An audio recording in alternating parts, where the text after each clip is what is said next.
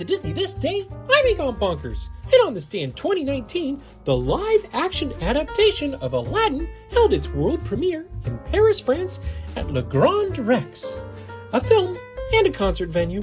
The movie would be released in the United States on May 24th, and it would earn over $1 billion worldwide, making it the third highest grossing remake to date.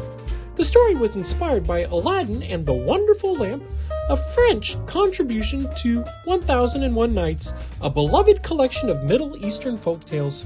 Hard to believe that movie came out 5 years ago, isn't it? Did you love it? I did. I thought it was fun. Anyway, have a magical day.